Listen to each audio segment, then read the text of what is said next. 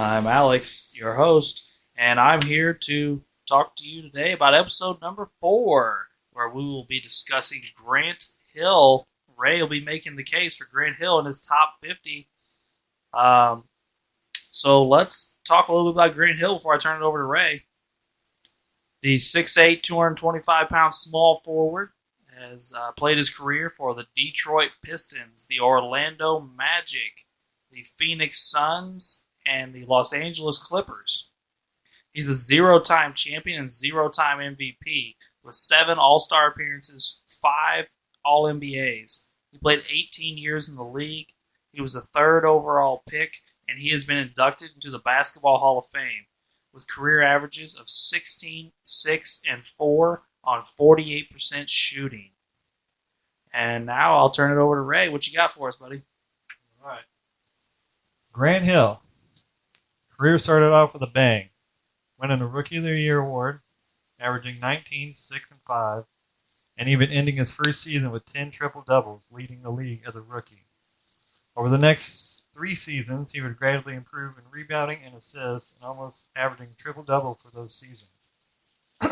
Also included in his rookie season would mark 4 straight All-Star game appearances in 99 and 2000.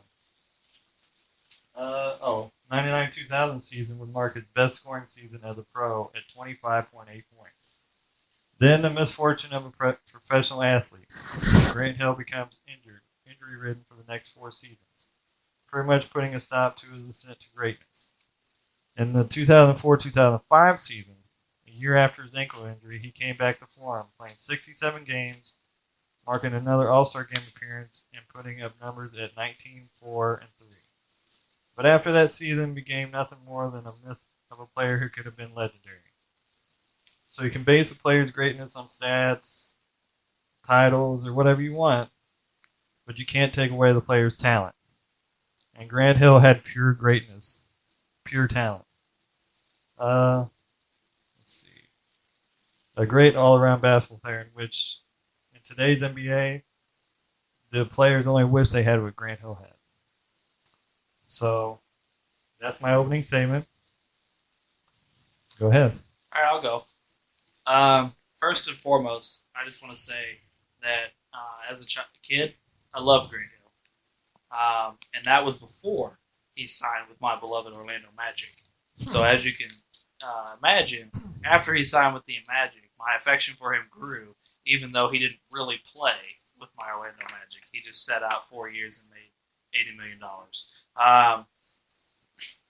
That being said, for a 5-year period, Grant Hill was great with a capital G, even elite, playing an all-around game and putting up elite stat lines, LeBron-esque stat lines. Yeah.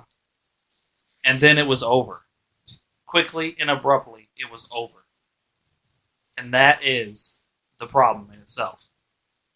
Not just his greatness, but his prime in general was cut short. He did eventually make it back from his ankle injury, but he was never the same. Unfortunately for him, basketball fans, and my Magic, he was never going to be the same player again. Grant does not have the hardware to compete with most guys. He doesn't have the numbers to compete. He doesn't have the counting stats to compete. Most of that due to a ton of missed time and injuries, because his 18 years in the league is misleading due to the amount of time he missed in the middle. His points, total points, he's 20th among small forwards, 19th among small forwards in rebounds, 11th in assists, 15th in steals, 18th in blocks, all among small forwards. Grant Hill is an all-time talent and had a great but short run at the beginning of his career, but injuries made him an all-time what-if.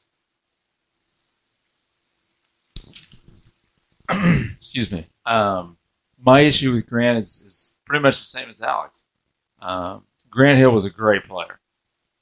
Those first 5-6 years, phenomenal talent. He put up great numbers. He's just an all-around good guy.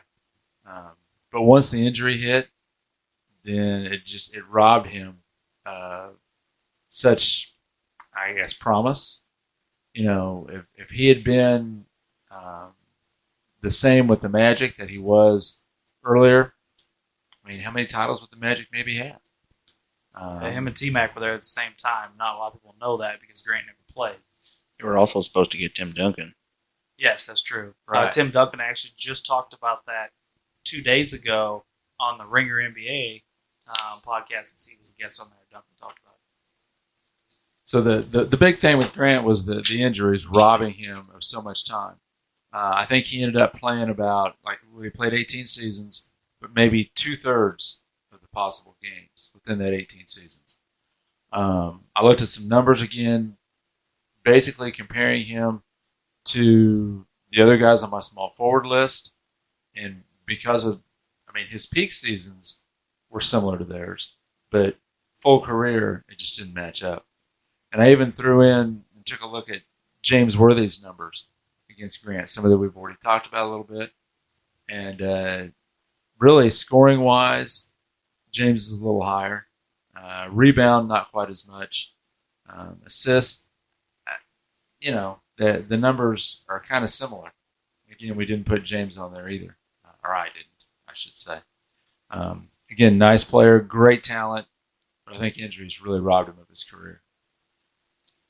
I kind of did the same thing that Ned did. So I compared him to Kawhi Leonard. Because Kawhi, he didn't make a lot of our list, but Wade's. So Kawhi's got a couple more points than Grant does. Pretty much what I think everyone's pretty much saying is you really can't say anything bad about Grant Hill when he was playing, especially at the beginning of his career. He was obviously a great player. His career just got derailed with the. How many ankle surgeries did he have? It wasn't like all his ankle. It's all his ankle. I don't remember how many surgeries it was, but it was a lot. It was kind of crazy. Over and over again because he had an ankle surgery and ankle procedures, and he tried to come back to play in a playoff series for the Pistons, and he re-injured it. And it just messed him up. I remember seeing a photo of his ankle one time, and it's just literally just a giant scar of his repeated surgeries, and there's really nothing. You can't. He was great for 5 years, 6 years, like that. Everyone said. The way I looked at it was, I gave him his rookie season, then I gave him 5 great years after. Yeah, and he was really good as a rookie. To be honest, he was pretty much the way I kind of looked at it was someone like that short a window before the injuries started, and then he was kind of a good role player when he kind of had his second life with the Suns later in his career. Was like to kind of compare him to this is other sports, but it kind of like Sandy Koufax or Terrell Davis were great for short periods of time, but they're considered all-time greats because they got MVPs and championships in that short period of time. Grant Hill didn't quite. I think if he would have got like a championship, like carried the Pistons, to a championship or something, that would have changed things. But just having that short window and not having the championship or MVP or anything, I think it's kind of hurt him a little bit. As far as his game before his injuries, there's really nothing to nitpick, to be honest, outside of maybe 3-point shooting. But if that's your only weakness, you're pretty good. I would like to point this out. When Grant Hill was doing a lot of his greatness, there was this guy named Michael Jordan in the league, and he was winning championships. And MVPs. And MVPs. Yeah. Not only that, but in an interview in Grant Hill's second or third year in the league, I can't remember which, Michael Jordan said that Grant Hill would be the guy to take his mantle when he retired. I don't remember which. I think it was Alex said this. He was literally putting up LeBron stats before LeBron was, ever even thought of in the NBA. Well, I'll give you some context there. In 96-97, he put up 21.5 points, 9 rebounds, 7 assists, almost 2 steals on 49.5% shooting. Yeah. And then in 99-2000, a couple years later, he put up almost 26 points a game, 6 rebounds, 5 assists on 50% shooting. He was doing some special things.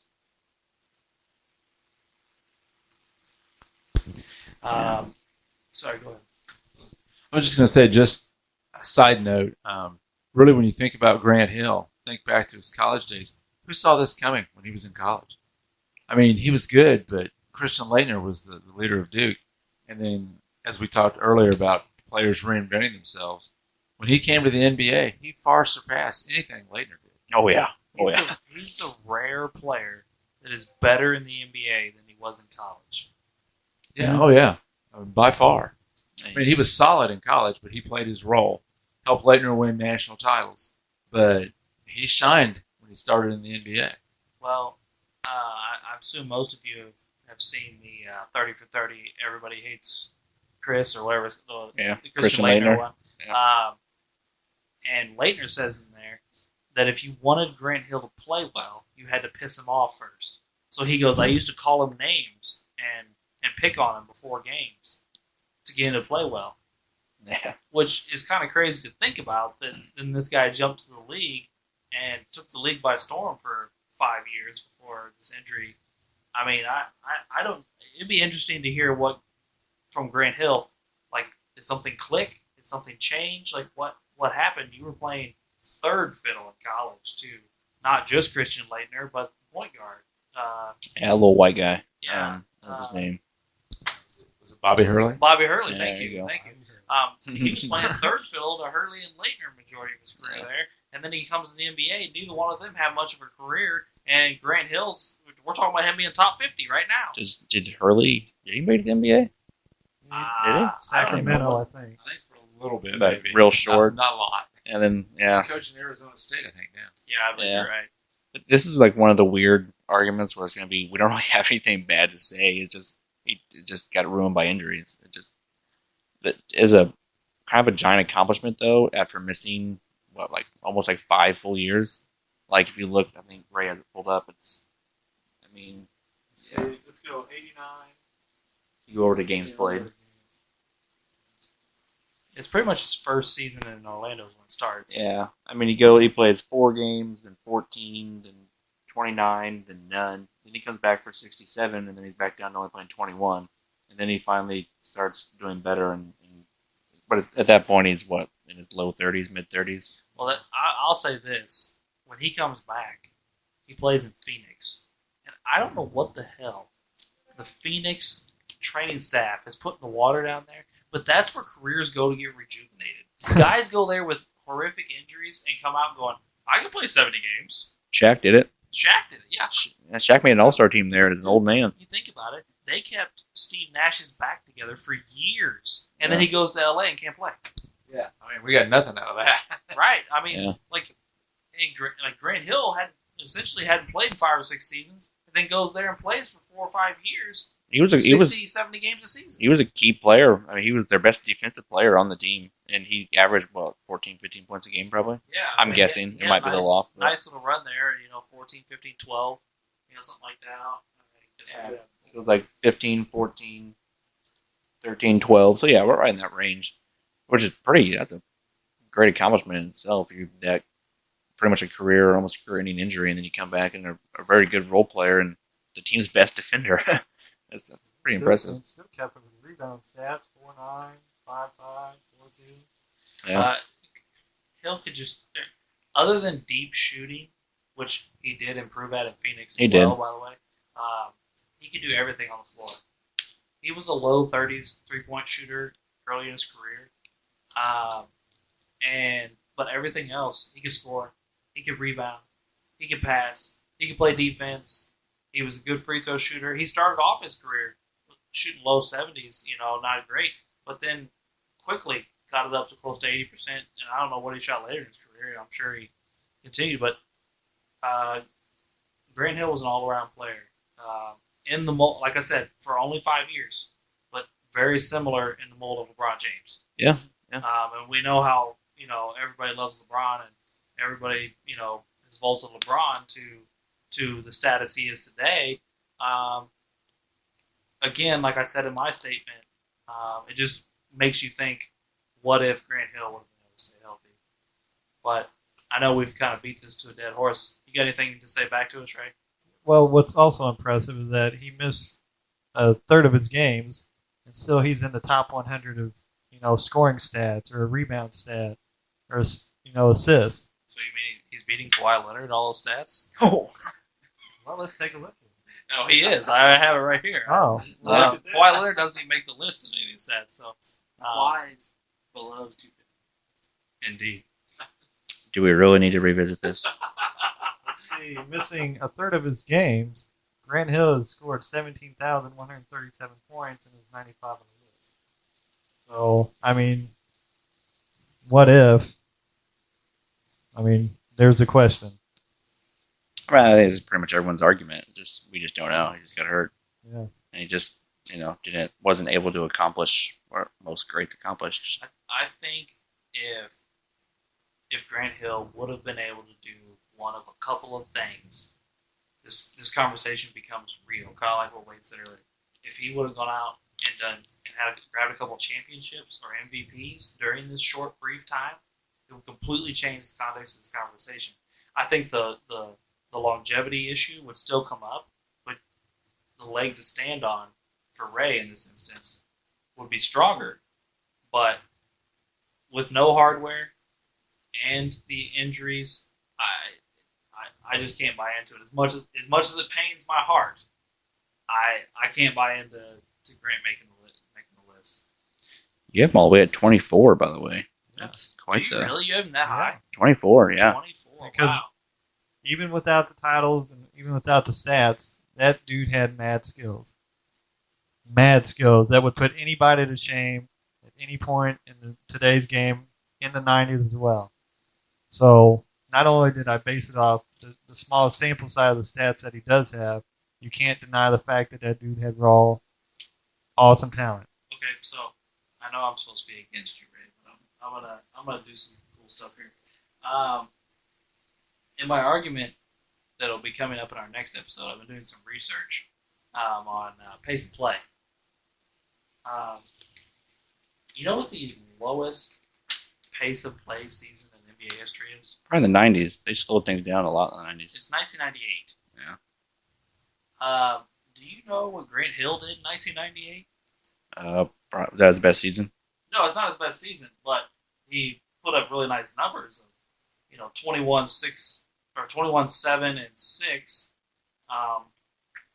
which are nice counting stats for the lowest pace season in NBA history.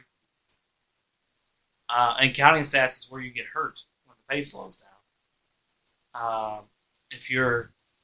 We're talking about 88 possessions a game. And so in 88 possessions for his entire team, he scored 21 points, grabbed 7 rebounds, and almost 7 assists, 6.8. That's pretty impressive. I mean, on a good percentage. It's not like he was, volume shooter there. Yeah. He didn't have enough possessions to be a volume shooter at that Yeah. point. Just to put that into context, today, last year, 1920, the NBA average was 101. Yeah. Today's NBA is a lot like it used to be in the 60s, where it sped up a lot. Well, I'm going to make this. It's very fast in the 50s and 60s. Yeah. I'm going to make this case next episode because we're talking about teams like I can't remember which year it is. One of the low 60s years. Celtics, their possessions per game was 136. Yeah, that's insane. 136. Think about how fast we're playing today, and it's a 101. What do you got to do to get to 136? Sprint down, jack it up, get a rebound, sprint back down. I mean, yeah. No wonder they were shooting 38% from the field because they were shooting as fast as they could catch it. Yeah. No wonder people were averaging 20 rebounds back then. No, really. It really You was. guys are going to make my case. Yeah. I mean, We'll see about that. that's over 30 more possessions. That's a lot more rebounds. No, I'm just saying. My point was though is that Grant Hill was putting up some crazy counting stat seasons and some of the lowest possession seasons we've in the history of basketball. Yeah. I mean, what I just said a little bit ago, there's really nothing bad to say about him. His career just got ruined by an injury. Well, really, the person to compare him to is Bill Walton. Bill Walton was doing special things. He got his career cut super, super short. Shorter than Grant Hill's, really. Although the difference is, a la Wade's argument earlier, was Walton has an MVP and 2 titles. And one title is the best player, right? With the Yeah, Blazers. one title is the best player, and then one is the sixth man with the Celtics in '86. Yeah. Yeah, '86. So, are we moving to closing statements here, or sound good? Yeah. All right. Go for it, Drew. Well, what I think about Grant Hill is just that his injury cut him short. I mean, in those 5 years, if he would have got like an MVP or championship or even a couple MVPs, then probably would have made my list for just 5 years. And the rest of it was bad injury. There's just not enough there for him to be on my list. Yeah, I think the injury is the common theme, and fantastic for a few short years. And it's not that he fell off; he got hurt, and that just cut his stats down, cut his accomplishments down. For me, like I said earlier a couple times, I think it's just a giant what if game for me. What if he played later, away from Jordan? Maybe he would have had those MVPs. What if he wouldn't have gotten hurt? What if he'd have played later and had better medical attention, and maybe his ankle never would have been permanently messed up? But as Ray so eloquently put it in the James Worthy episode, we can't play what ifs. We have to judge on what they did. And what he did was be great for 5 years. And that's just not long enough for me to put him on my list. I think pretty much everyone had the same argument. He just got hurt and it ruined everything. Just for an example, obviously it was the first episode with Kawhi. Kawhi's missed a lot of time. Kawhi has championships and finals MVPs and Defensive Player of the Year awards. Grant doesn't get a chance to do that. I don't know. That's really the only difference, to be honest. He was a great player. Really, like I said, not much to say bad about him. He just it was a great career that got ruined by a terrible injury. I'm not even poking at Kawhi Leonard this time. Personally, I think those 5 years are better than any 5 years that Kawhi ever put up. Kawhi just has hardware to go with it. Yeah, that's what I'm saying. Right? So, my big argument is you can, like I've already said, you can get past the stats, you can have the titles, but half these guys that's played today and won titles haven't got half the talent probably Grant Hill's ever had. And that's my whole argument. You can have all this stuff, and you can be the sixth man and win a title and slip in there and get this and that, but you can't get past how great Grant Hill was. His talent was phenomenal. And that's my whole argument. All right. Well, thank you, Ray. And I guess that moves us into trivia territory once more. Ooh, dangerous waters. So does anybody want to start us off here? Drew, you got another doozy for us? No, not yet. Well, I got one. I'll continue my theme from the last one. Who free throws again? We're talking free throws. What player made the most free throws? Last time we learned that Dwight Howard took the most in a game. Who made the most in a game? I don't know the answer, so I'm just going to guess James Harden. It's not a bad guess. I'm gonna go Wilt just because he shot a ton. He might have had one good game where he made a bunch of I'm them. going to go with Will because He shot a ton of free throws all the time. I'll stick with my man Westbrook. Actually, Adrian Dantley Oh, once made 28 free throws in a game. Wow, impressive. He did get to the line a lot. When I was doing my research for a later episode we're getting to with Adrian Dantley, he did get to the line a lot. Yeah, he shot a lot of. I didn't realize he shot that many, but yeah, 28 in a game. I would have thought my guess would have been Harden before I looked it up. Anybody else ready? I'll go ahead. What year did the Seattle Supersonics win an NBA championship? I believe 79, 78. 78. Bueller. I'm sitting here thinking. I knew it was in the 70s. I'm pretty sure, but I'll go 78 just because I'm not sure which year. I'll go 78. I'll be different. I'll go 77. Okay, the correct answer is the 78-79 season. I should have stuck with Alex. All right. Drew, you got something for us? No, not yet. All right, I got mine then. The question is, what does Basketball Reference list as Grant Hill's nickname? Oh, Lord. Everybody look at my screen. I believe nice guy. Captain Sprite. Captain Sprite. I really don't know, so I'm going to pick it back with Uncle Doug. He seemed pretty confident. I'll piggyback with Ray, Mr. Sprite, Captain Sprite. Well, it is not Mr. or Captain Sprite. There's two nicknames listed. I would take either one of them. One of them is Mr. Nice, and the other one is G Money. G Money. That should be Nice. his new name. G Money. All right, Drewby, what's up? Alright. Who is the first foreign basketball player to be drafted #1 overall? Oh, Bargnani? That's where I was going to go, but now I'm thinking. Bargnani did go 1 overall, I'm going to go Bargnani. but was Oliver Candy foreign? I don't know. Who knows the name of Oliver Candy? How about Tim Duncan? Or what about Olajuwon? Tim Duncan always confuses me. Olajuwon is my answer.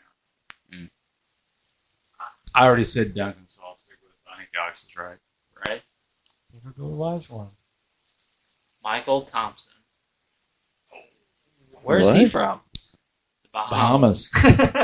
Drafted Michael in Thompson's from the Bahamas. 1978 by the Los Angeles Lakers. Oh, I should have known that. The United States doesn't own the Bahamas? Nope, independent. That's the kind of thing that always confused me with Tim Duncan. Is he's from the Virgin Islands, isn't he? Yeah, Tim's from the Virgin Islands. Isn't that owned by the United States? That always confused me. Am Yeah, I I the only didn't one? realize this until listening to the Ringer episode with Tim Duncan the other day, but Raja Bell's from there too. And they actually knew each other when they were kids. They were on the same swim team. Tim Duncan was a really good swimmer. Yeah, They said Tim Duncan was a like very good swimmer. Might have made the Olympics as a swimmer. Like, he was very good. But you think about it, a lot of swimmers are tall. Yeah. And he's Yeah. tall and muscular. Tall, long arms. Yeah. Am I the only one left? Yep. I'm gonna throw probably an easy one out there. Do you remember who drafted Kobe Bryant? The Hornets. Charlotte Hornets. Yeah, the Hornets. Yep. All right, everybody got it. So now, the scores after episode 4 are Ray has 3, Alex and Doug have 7, and Drew and Wade have 9. So I will say, Wade took the lead earlier when you missed one, but then Wade threw out his question and you got it right, so you caught it back up. So, all right, everybody, we appreciate your listen. We appreciate you tuning in to hear about some Grant Hill and his short greatness, and we'd appreciate you tuning in next week to listen to us talk about Dolph Shays. It'll be our first old man episode, and it just so happens that our old man Doug will actually be covering the old man Dolph Shays. So next Thursday, everybody. See you then.